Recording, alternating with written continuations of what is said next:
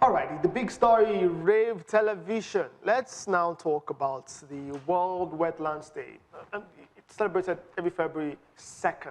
I'm not sure, but I guess you probably didn't know that was celebrated yesterday.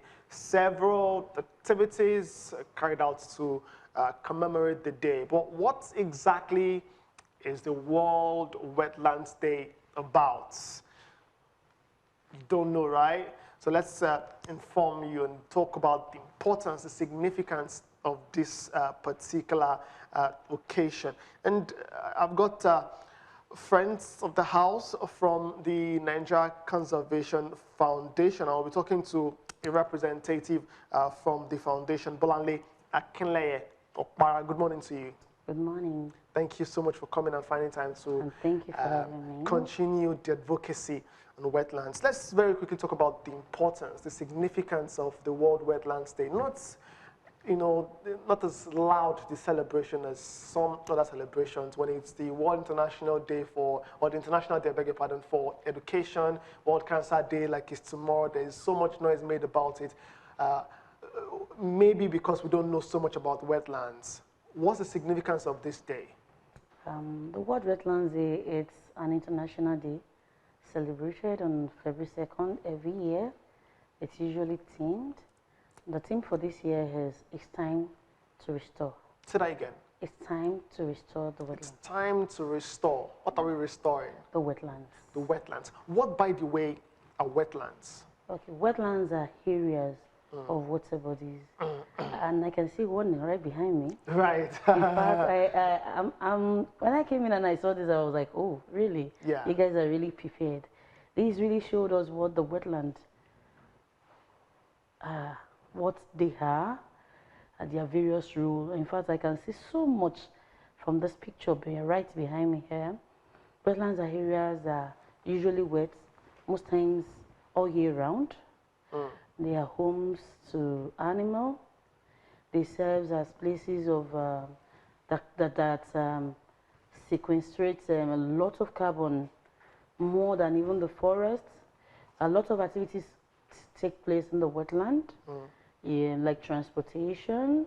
They are very beautiful areas to live in because the temperature of wetland areas are usually cool. Yeah. The air quality are usually one of the best. The biodiversities within the wetland are usually more. Wetlands usually recharge on the groundwater.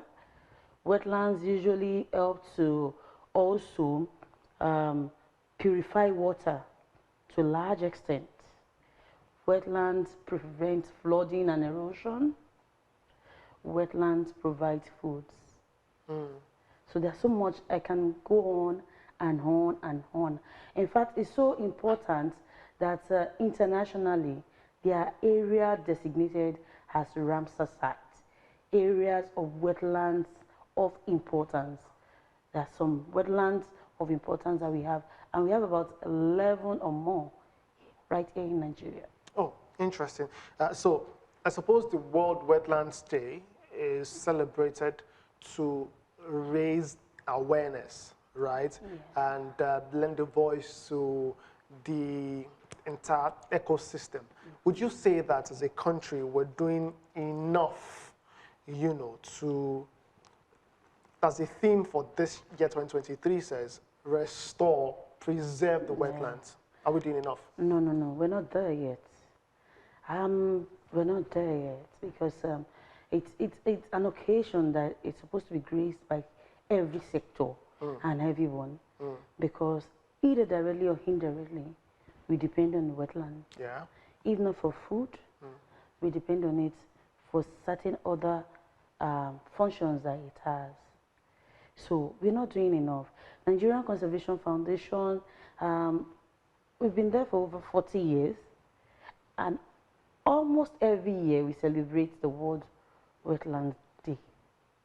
Every year, not even almost, every year we celebrate the World Wetlands Day. But because Nigeria is not an environment-loving country, we don't prioritize the environment as much as we prioritize politics, entertainment, and every other thing that we do in the country. So those, because we're running out of time, those Yes. are part of the challenges you've seen. What other Yes. challenges would you mention as regards wetlands in Nigeria? Okay, another challenge that we have is the population increase of Nigerians, and this has led to encroachment of wetlands. So we're now building and literally living on water. In fact, we love to live on water. Everybody wants to live on water. Everybody wants to The have breeze there is cool. ocean view.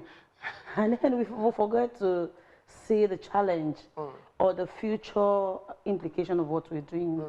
We forget to tell ourselves the truth that destroying nature is not good for us, because it means that indirectly we are destroying ourselves. If you go around the Atlantic Ocean, around Beach thereabouts, you see a lot of buildings. If you go around the lagoon, you see a lot of buildings also. The wetland has been degraded almost to zero level. If you go to Lake Chad in the north, you will see siltation happening. Internationally, they are looking at our wetlands. They are seeing that we're not doing enough. Government policies on wetland management are not so strong, like a traffic policy. If I know that if I destroy a wetland, I have to pay in millions, and I will remove my property from there, then I would desist from doing that. But we don't have those strong policies regarding the environment. Is it really the policy or the implementation of the policies? Well, I think it's both. I think it's both because if you look at some of our policies on the environment, the charges, what you need to pay for committing those crimes, the penalties are they're not so strong. So people will tell you, okay, say it's 500,000 naira. If as an organization, if I pollute the wetland, if I discharge my effluent into the wetland, I will just be charged 500,000 or maybe 5 million thereabouts. It's nothing. I can just do it and get that off my distance. Now, I would have forgotten the major implication I'm causing. That the value of what damage I'm causing is more than that penalty that I'm paying now. All right, we've got to go, but I'd like you to highlight maybe just one in the advocacy for 2022, for 2023, as we commemorate the day. Of course, it's to raise awareness, and that's why we're having this conversation. But if there's one thing you would like that the entire nation, governments, non-governmentals, private individuals, pay attention to as regards wetland, what would that be? Recovery of the wetlands. Recovering of the wetlands. This will stop most of the environmental issues we are facing, like flooding. 2022, we experienced so much flooding. Yeah. And in those areas where we had floodings, those are areas of wetlands of importance. They are Ramsar sites. So Yobe, Niger State, those places have... those places have important wetlands area. Even Lagos, it has become something like a normal thing for flooding to be coming up every now and then. But we keep forgetting the fact that this consistent flooding that we have is a warning sign.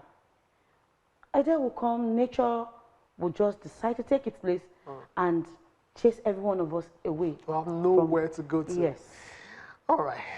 This conversation, of course, deeper than just a few minutes we have to talk about this. So it's something we definitely would need to revisit. And I think that we need to develop a culture of having conversations like this beyond the days where we're celebrating, set aside to celebrate, you know, days like this or issues like this. Well, it's the World Wetlands Day. Well, it was the World Wetlands Day yesterday, February 2nd, and that conversation, indeed, like I mentioned, is something that we need to advance a little further. Well, I want to especially thank you. I've been speaking with Bolanle Akinleyokpara, a representative of the Nigeria Conservation Foundation. Thank you so much for coming. Thank you for Appreciate having and me. thank you for the job you do to secure the environment when we're paying attention to the hustle, other hustles, politics and the rest. Yes. Is taking over. But this conversation's also very important because without the environment, without Mother Nature, there's really nowhere to go. We wouldn't exist, literally. But that's the show today. That's a big story. Hope you enjoyed the Friday edition.